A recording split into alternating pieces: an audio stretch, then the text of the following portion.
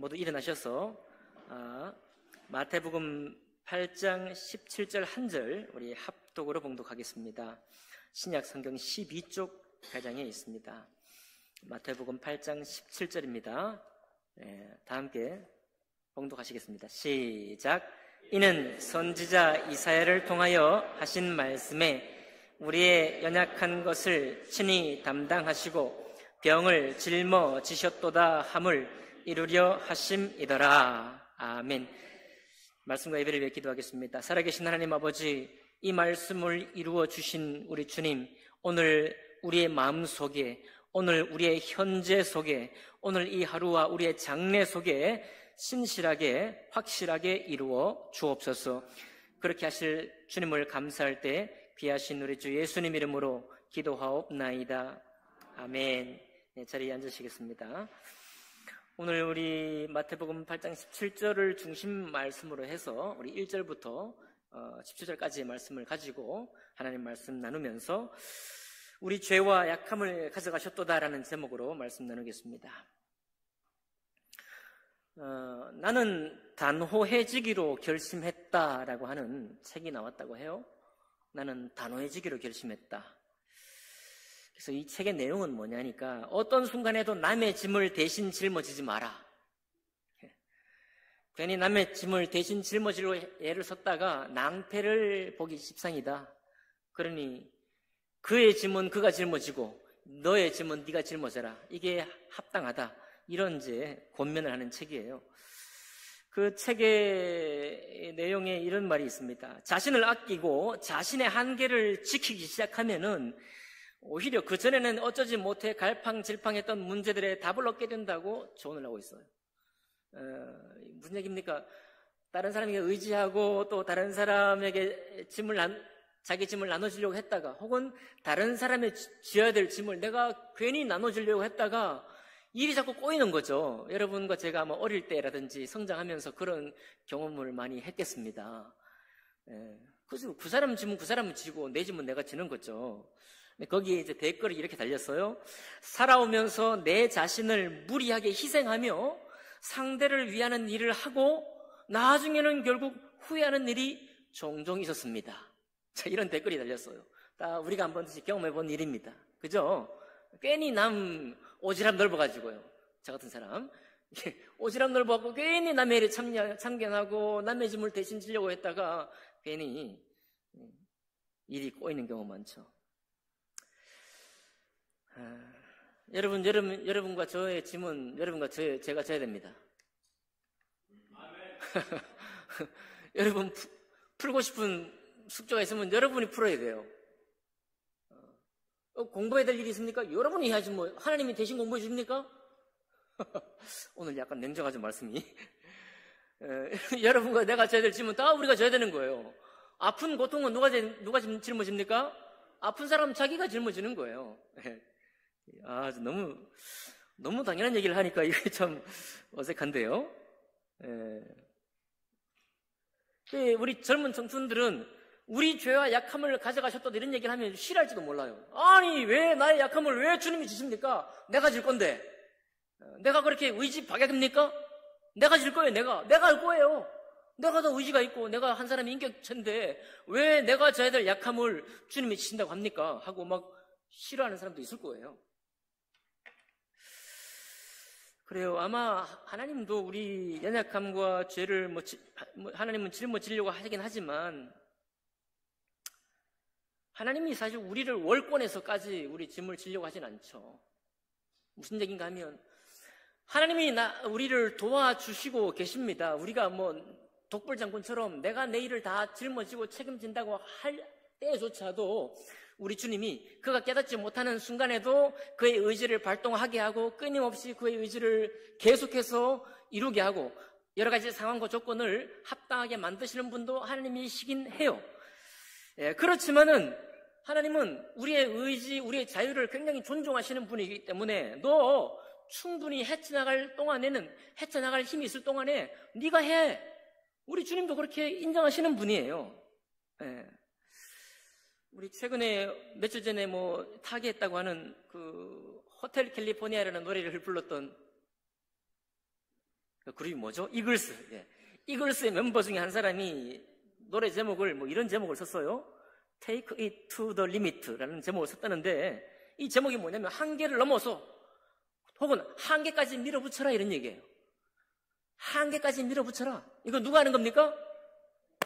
내가 하는 거. 내가 돈 벌고 싶습니까? 한계까지 누가 밀어붙이는 거예요? 내가 밀어붙이는 거예요. 내가 하는 겁니다. 하나님도 그렇게 하기를 원하셔요. 네. 이제 조금 답답해지는지 모르겠네요.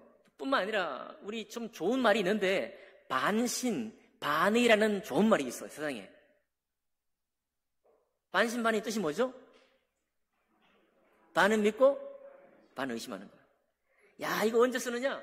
여러분, 전쟁터에서 무엇이 진실인지 혼란스러워서 판단하기 어려울 때가 있습니다. 우리 전쟁 영화 많이 나오죠. 왜냐하면 거짓 촛불을 흘리거든요.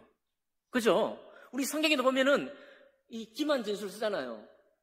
이쪽에 뭐 매복시켜 놓고 다른 쪽에 가서 막 쏘들고, 성경에도 그런 전술이 나오거든요. 매복 전술, 기만 전술. 그러니까 딱 장군이다. 내가 어떤 부대를 지휘하는 지휘관이에요. 그러면 수많은 정보들이 왔다 갔다 합니다. 거기에는 진짜 정보도 있고 무슨 정보도 있어요? 가짜 정보도 있는 거예요. 그러니까 이게 진짜인지 가짜인지 확실히 판단하기 전까지는 어떻게 된다? 반신반의. 그냥 그것 가지고 어떤 의사결정을 할 게 아니라, 아, 이것도 있구나, 이거 이렇게 되면 어떡하지 하고 기본적으로 이게 끌어안고 고민하는 거예요. 그게 바로 반신반의의 상태입니다. 그러니까 이거는 사람의 지혜예요. 여러분과 제가 이 땅을 살아가는 아주 뛰어난 지혜입니다. 반신반의는 우리의 지혜예요. 삶의 지혜입니다. 여러분, 그래야지 괜히 믿노라 하고서 저처럼 이렇게 문자 스미싱 이런 거 괜히 이거 눌러가지고 막 소액 결제 막아야 되는 이런 좀 우를 범하지 않죠. 보험 막 좋은 거 다 아무튼 들어야 돼. 듣다 보면 들어야 돼. 괜히 들었다가 또 깨지 말고. 그거 다 어떻게 됩니까? 반신반의. 야, 이거 맞는 말도 있고 틀린 말도 있고. 이 반신반의는 우리 인생의 참된 지혜예요. 그러면 주님을 믿을 때는 우리가 어떻게 해야 되느냐? 여러분, 하나님을 믿을 때 어떻게 해야 되나요? 반신반의합니까? 하나님을 믿을 때는 온전히 믿어야 돼요. 이유가 뭐냐? 하나님이 여러분과 저를 온전히 섬기셨기 때문에, 당신의 전부를 들이셔서 우리를 섬기셨기 때문에 그분의 사랑과 그분의 은혜가 깨달아지는 날 우리의 믿음의 상태는 전적으로 우리가 믿는 거예요.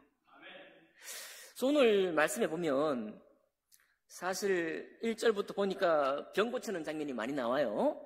누구를 병 고치느냐 하면 첫 번째로 나병 환자의 병을 고칩니다. 예수님께서. 나병 환자는 지금까지도 의학적으로 고칠 수 없어요. 의학적으로 고칠 수 없기 때문에, 그리고 약간 혐오스러운 어떤 그 외양을 가지고 있기 때문에 격리합니다. 그래서 우리 작년부 여행 갈 때 처음에 갔을 때 소록도 갔다 왔잖아요. 우리 소록도. 제가 너무 감동받았어요. 저 여행 갈 때는 참 그런 거 하나씩 끼고 가야 되는 거 아시죠? 딱 이렇게. 우리 울산에도 시내 8반에 우리 나병 환자 참 모아놨어요. 우리 여기도 저기 어디라고 하셨죠? 저기 성석동, 도기동 그 가구단지 그쪽에 나병 환자촌이 있었다고 그러잖아요. 격리가 해결책입니다. 앞으로도 마찬가지예요. 그런데 그 격리만이 유일한 해결책인 그 나병, 사람이 어떤 한계까지 밀어붙여봐야 한계가 답이 안 나와. 답이 없는 바로 그 질병을 만난 나병 환자를 우리 예수님께서 손을 댑니다. 나병 환자에 손을 대면 안 돼요. 돼요, 안 돼요? 옛날에 전염된다고 우리 알았을 때 전염 안 됩니다. 전염 안 되지만 전염된다고 알았을 때는 가까이 가면 안 돼요. 근데 우리 주님께서 그의 손을 만져고 그 나병 환자를 고치셨습니다. 하나님이시니까 할 수 있는 거죠. 하나님이시니까. 그리고 또 누구의 병을 고치나요? 보니까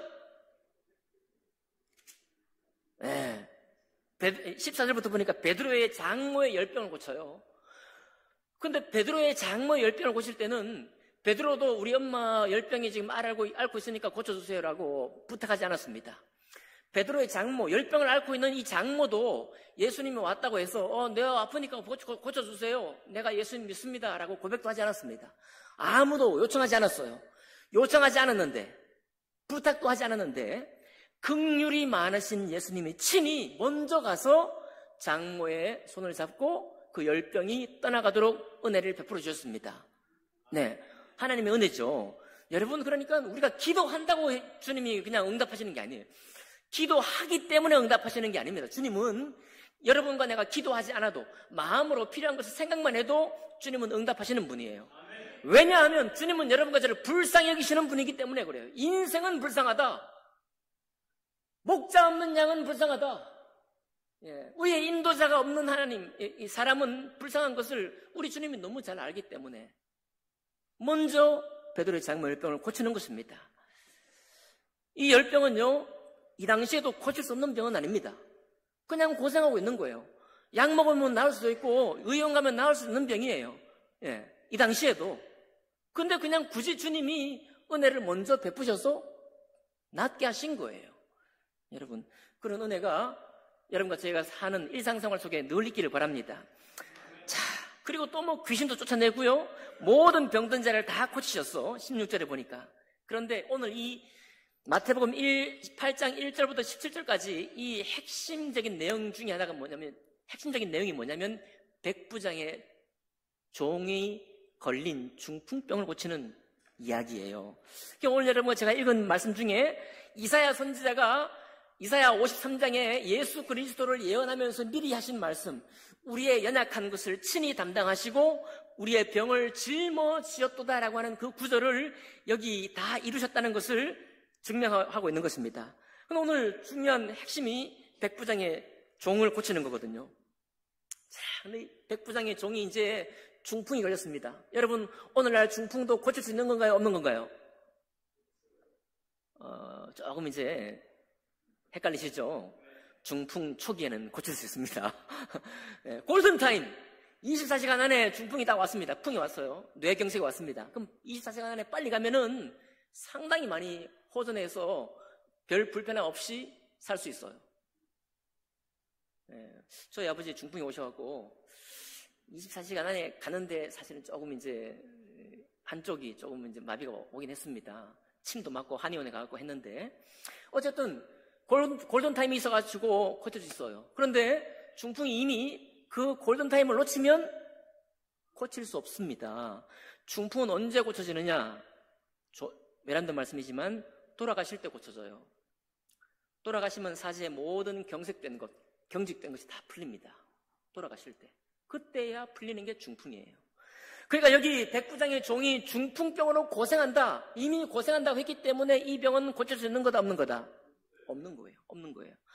자, 베드로의 장모는 고쳐달라고 하지도 않았는데 주님이 고쳐줬죠.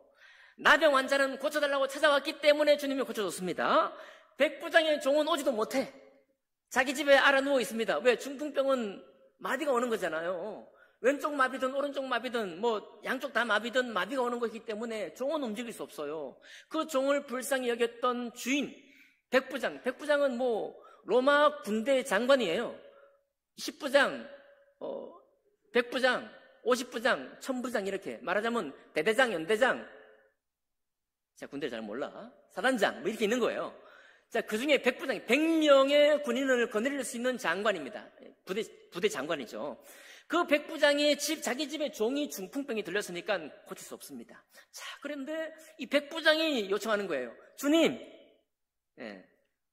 우리 집에 내 하인이 중풍병에 걸렸으니까 집에 누워서 몹시 괴로워해요.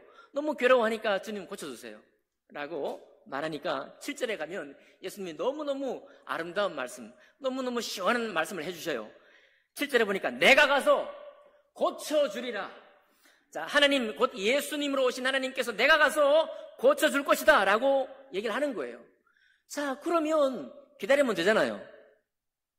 내가 가서, 우리 주님이 직접 가서 어떻게? 나병 환자를 고치듯이 손을 잡고, 아니면 베드로의 장모의 열병을 고치듯이 손을 잡고 고치면 되지 않습니까? 여러분, 우리 병원에, 아프면 병원에 갑니다. 왜 병원에 가요? 전화도 할 수 있는데 의사가 가까이 와야 돼. 환자가. 그렇죠? 환자가 바로 앞에 와 있어야 진맥도 하고, 손을 잡아 진맥도 하고, 아니면 얼굴을 보고 대충 병색이 위중한지도 판단하고, 또 각종 기계로 이제 판단하니까 병을 고칠 때는 가까이 있어야 되는 거예요. 가까이 가는 게 정상입니다. 근데 종은 몰라. 못 와요. 멀리 떨어져 있습니다. 그러니까 주님이 가는 게 맞죠? 제가 지금 말이 빠릅니까? 안 빠르죠? 내가 가서 고쳐주겠다. 기다리면 돼. 기다리면 될 건데. 백부장이 전혀 엉뚱한 뚱딴지 같은 얘기를 해요. 왜 이런 얘기를 해? 가만히 있으면 될 텐데. 여러분, 키 작은 사케오도 내가 오늘날 네 집에 가겠다 하니까 옷이 없어서 하고 집에 모시고 왔잖아요. 그죠?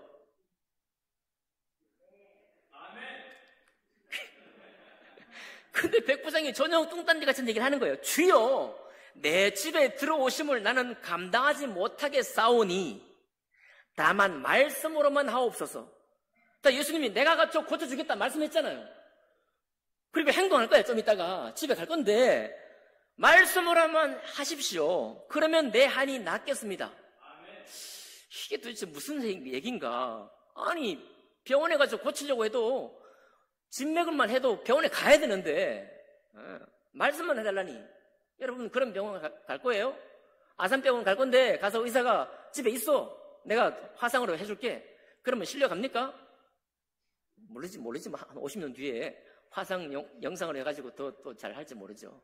실려 안 가. 만나야 돼. 자, 만나면 꼭 만나야 돼요. 이게 정상입니다. 만나야 되는데 안 만나고 말씀만 하라는 거예요. 그러면서 덧붙이는 말이 9절에 같이 읽어볼까요? 9절에 시작. 나도 남의 수하에 있는 사람이요 내 아래에도 군사가 있으니 이더러 가라 하면 가고 저더러 오라 하면 오고 내 종더러 이것을 하라 하면 하나이다. 자, 자기도 지휘관이 명령만 하는 거예요. 명령하고 종에게 이거 가져와, 저리 가, 부대 차렷 하면 그 말대로 다 바뀌잖아요. 그죠? 그것을 예수님도 그렇게 하시는 분이라고 이해하고 있는 거예요. 자, 이 얘기를 듣고 예수님이 기가 막힌 겁니다. 아니, 누가 봐도 가야 돼. 병 고치려면 여기 주님이 가야 돼요.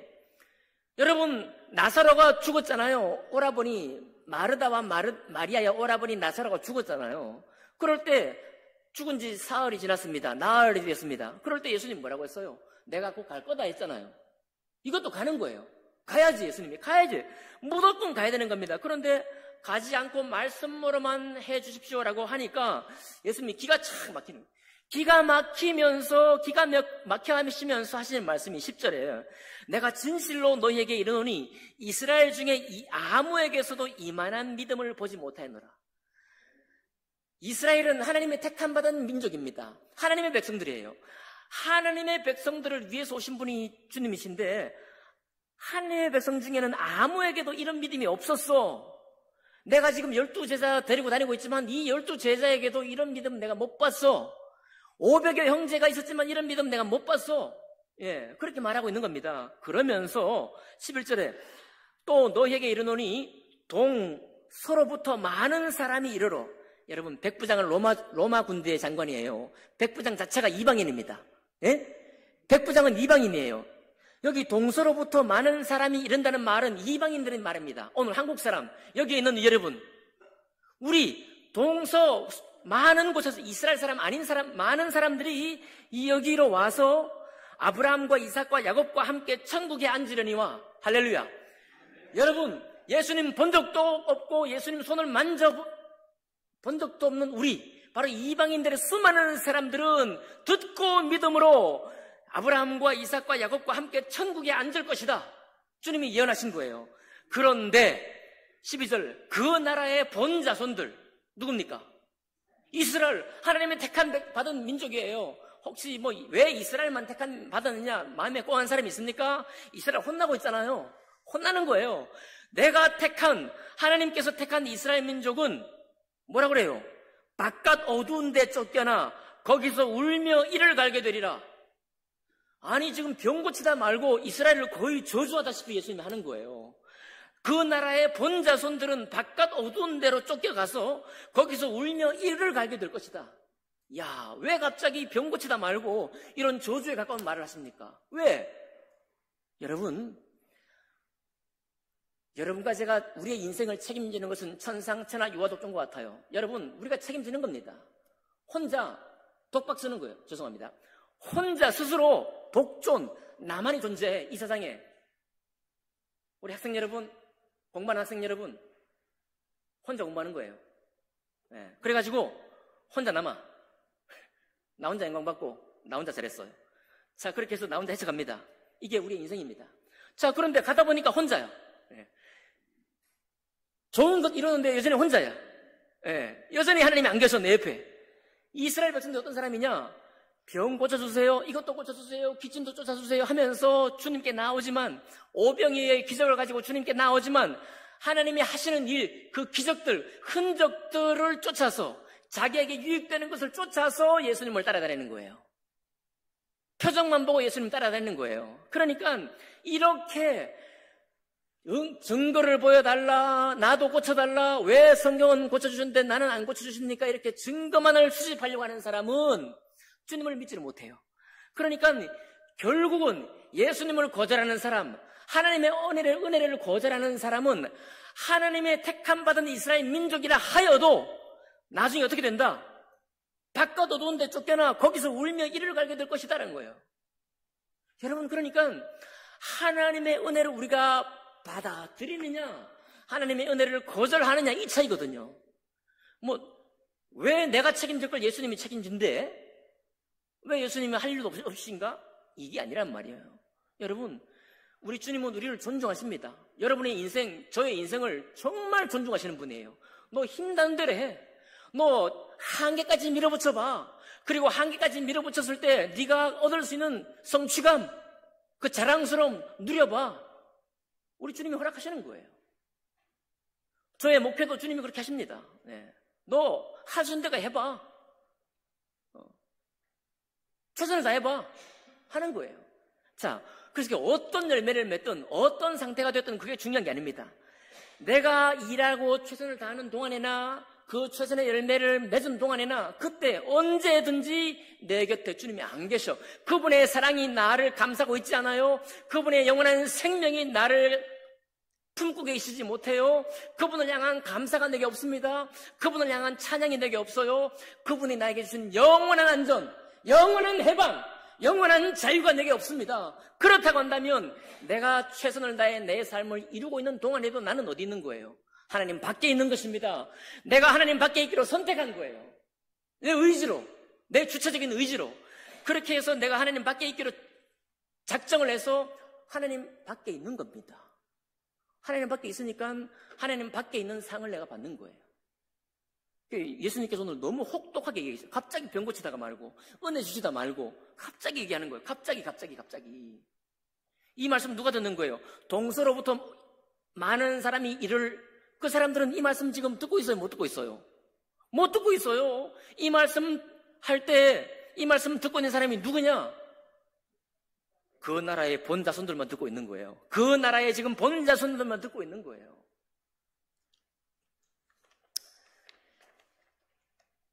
그랬을 때 우리 주님이 마지막으로 축복하시면서 하시는 말씀입니다. 13절. 혹시 여러분 성경에 빨간 글씨로 되어 있나요? 자, 까만 글씨는 읽지 마시고 빨간 글씨만 큰 소리 한번 읽어봅니다. 시작. 가라. 내 믿은 대로 될지어다. 아멘.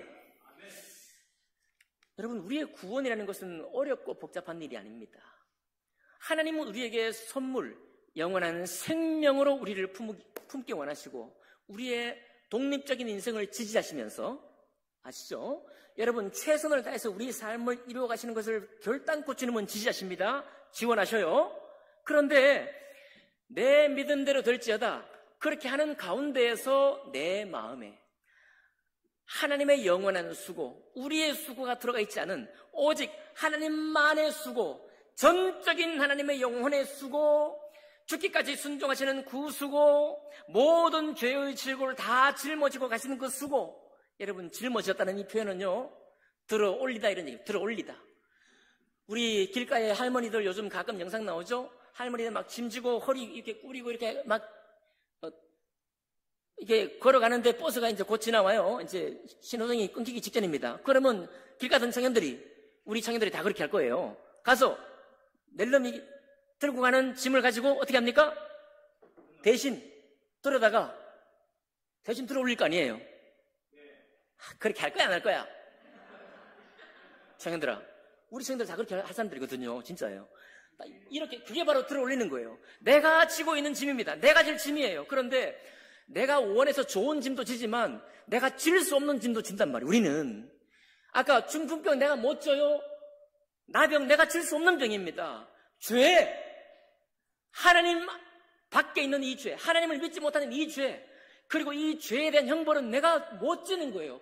사람은 질 수 없는 죄입니다. 죄는 우리가 못 지는 거예요. 그래서 우리가 못 지는 짐 때문에 고생하시는 걸 보고 백부장의 주인이 그 종이 고생하는 걸 보고 고쳐달라고 했던 것처럼 우리 주님께서 하나님께서 우리를 보실 때 죄를 짊어질 수 없는 죄의 형벌과 죄의 대가, 죄 때문에 고민하고 염려하는 우리의 모든 불쌍한 것을 아시기 때문에 짊어지고 가는 우리의 모든 짐을 다 주님 오셔서 대신 다시 짊어지시고 가버리는 거예요. 그래서 홀몸으로 갈 수 있도록, 나 짐 없이 그 길을 건너갈 수 있도록, 여기 사망의 구렁텅이로부터 하나님의 계시는 곳으로 가는데 거기에 갈 수 없는 짐을 지고 건너가려고 하는 것이 아니라 이제 주님이 그것을 다 들어 올리셨기 때문에 감사합니다. 할머니가 고백하겠죠. 우리 청년들에게. 아이고 고마운 청년, 지금도 이런 청년이 있나요? 성포교회 최고예요. 이렇게 할 거예요. 그죠? 네. 감사할 거 아닙니까? 그 감사가 우리 마음속에 찾아온다는 거예요.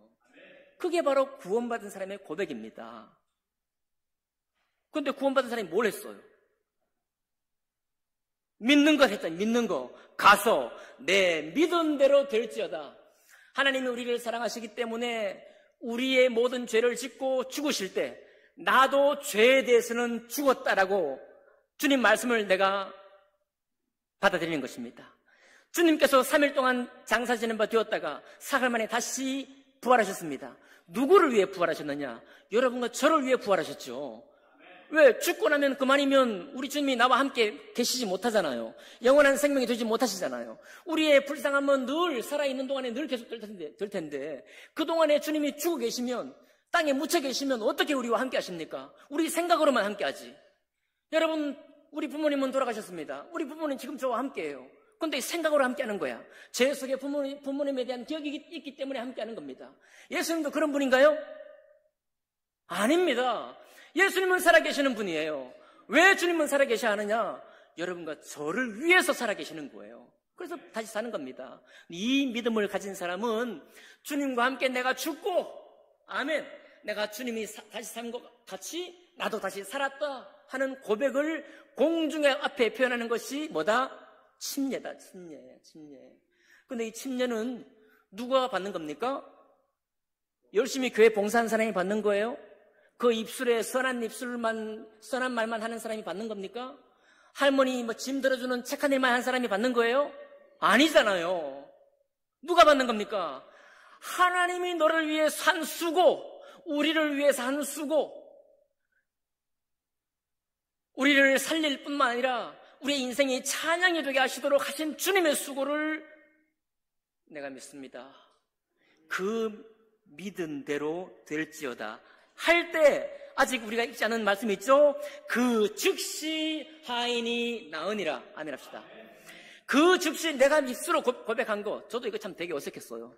내가 입술로 고백했는데 그 순간 내가 하나님의 자녀가 된 거예요. 반신반의. 여러분, 여기 믿은 사람 대부분 이거 고백하고도 반신반의 했을 거야. 내가 다 알거든요. 뻔해. 왜냐하면 반신반의는 우리 삶의 지혜거든. 오늘 여러분, 제가 다시 침례받으라 하지 않는 거예요. 다시 구원받으라 하지 않습니다. 여러분, 그 반신반의의 고백이 이제 온전한 고백이 되면 돼요. 반신반의도 주님 쓰시니까. 주님은 우리를 불쌍히 여기시는 분이기 때문에요.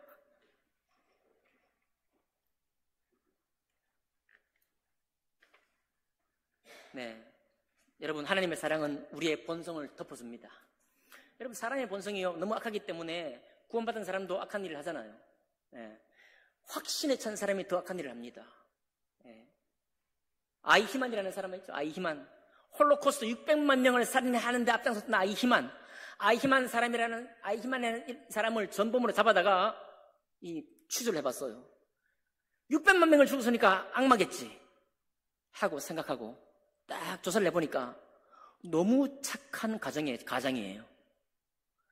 가족들만 끔찍이 위하는 가정입니다. 오늘 가족 사랑하는 여러분 잘 들으세요. 하나님의 사랑이 없는 사람에게 남아있는 사랑이 있습니다. 가족 사랑은요, 우리 죽을 때까지 사랑이 남아있어.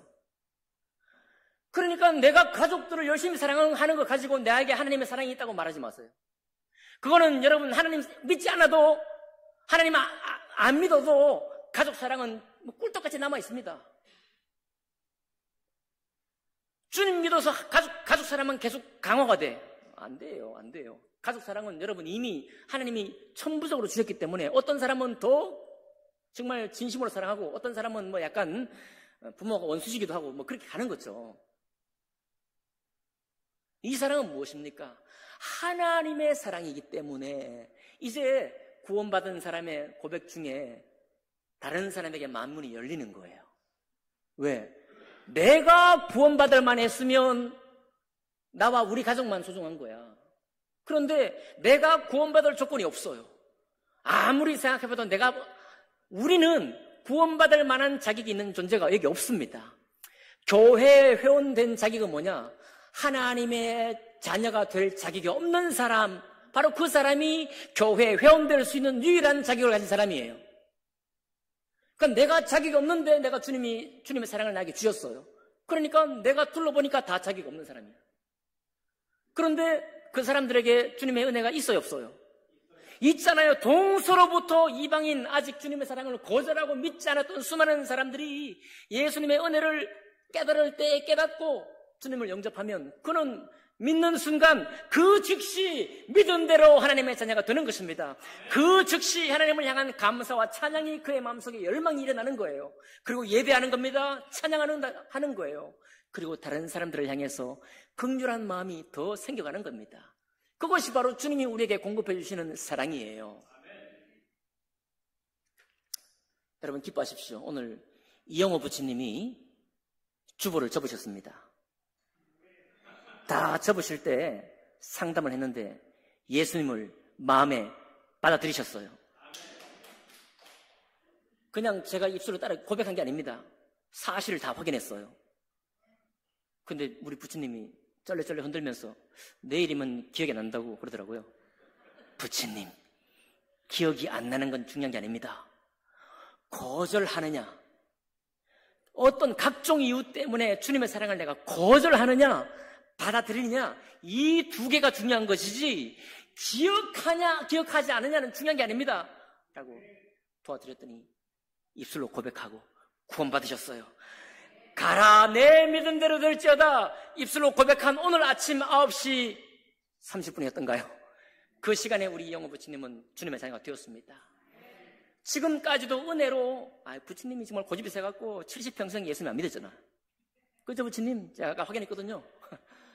평생에. 근데 이제 하나님 은혜를 주셔갖고 마음을 활짝 열어서 주님의 구원의 은총을 받아들인 거예요. 할렐루야. 이게 주님의 은혜입니다. 그래서 주님의 은혜는 사실은 쉬운 거예요. 이 쉬운 은혜, 그러나 놀라운 값어치를 가지고 있는 이 은혜를 내가 받아들이는 그 사람이 그 믿은 대로 되는 것이 바로 구원입니다. 눈을 한번 감아보실까요? 자, 오늘 제가 전해드린 말씀은 다 전해드렸습니다. 여기 오늘 하나님의 사람들이 다 계십니다. 자, 우리가 믿는 바가 무엇이며 내가 믿어서 내 마음속에 이루어진 게 뭐냐, 우리는 이미 알고 있어요. 자, 이미 믿은 여러분 눈 감으시면서 고백하십시오. 주님, 내가 지금도 반신반의는 여전히 생활의 지혜이기 때문에 하고 있습니다. 그러나 오늘 다시 온전히 나를 위해 오신 예수 그리스도를 내 마음에 계시도록 충분히 계시기를 내가 원합니다. 잠깐 기도하실 수 있기를 바랍니다. 자, 그리고 아직 구원의 고백을 하지 못하신 분들 계셔요. 내가 아직 하나님의 사람이다. 교회는 다니고 있지만, 예배는 드리고 있지만, 내가 어떻게 하나님의 자녀가 될 수 있을까? 내가 헌금을 많이 하는 것도 아니고, 내가 교회 봉사 많이 한 것도 아니고, 내 마음이 뭐 집에 돌아가면, 예배 끝나고 집에 돌아가면 그 마음이 그 마음이고, 어제 마음이 오늘 마음인데, 이런 변화없는 내가 어떻게 주님의 구원받은 백성이 될 수 있느냐? 그렇게 아직도 생각하는 분이 계십니까? 여러분, 주님은 조건 없이 은혜를 베푸셨습니다. 동서로부터 많은 사람들이 와서 주님이 나를 위해 하신 일을 내 입으로 받아들이고 내 마음으로 영접하기만 하면 그 순간 믿은 대로 하나님의 자녀가 되고 찬양하는 마음, 감사하는 마음, 사랑하는 마음을 주님이 주십니다. 여러분, 의심할 필요가 없습니다. 이것은 하나님의 말씀, 약속입니다. 예수 십자가 위에서 완전히 증명하신 하나님의 은혜, 은총이에요. 그러니 이 시간 아직 구원의 고백을 하지 못하신 분들은 우리 고백할 수 있기를 바랍니다. 그리고 오늘 식사하신 후에 우리 3월달에 저와 같이 성경 공부했던 우리 부친 모친들 잠깐 교회로 다시 와주시고, 우리 청년들, 우리 학생들 중에 예수님의 은혜를 내가 오늘 듣고 보니 내가 믿을 수 있겠어요 라고 하는 친구들이 있다고 한다면 바로 근처에 있는 선생님들, 우리 집사님들, 우리 사역자들에게 말씀해 주셔서 구원의 고백을 할 수 있기 바랍니다. 마음으로 믿어 의에 이르고 입으로 시인하여 구원에 이르는 것입니다. 그런 마음으로 기도하겠습니다. 살아계신 하나님 아버지, 당신께서 우리를 긍휼히 여기시고 불쌍히 여기시면서도 우리의 주체적인 삶을 지지하시고 나의 모든 뜻과 계획대로 한계까지 밀어붙일 수 있는 그런 은총도 베푸심을 감사합니다. 그러나 주님, 내가 질 수 없는 짐, 나병 같은 짐, 오래된 중풍병 같은 짐, 내가 질 수 없는 짐, 더욱 질 수 없는 그 죄의 짐을 주님이 대신 들어 올리셔서 주님이 짊어지셔 십자가로 가져가심을 내가 들었으니 들은 대로 내가 믿고 고백합니다. 하나님 아버지, 내 안에 들어오셔서 나와 영원히 함께 해주시고 이 믿은 예수님과 함께 남은 생애를 살아갈 수 있도록 축복해 주시옵소서. 감사드리며 귀하신 우리 주 예수님 이름으로 기도하옵나이다. 아멘.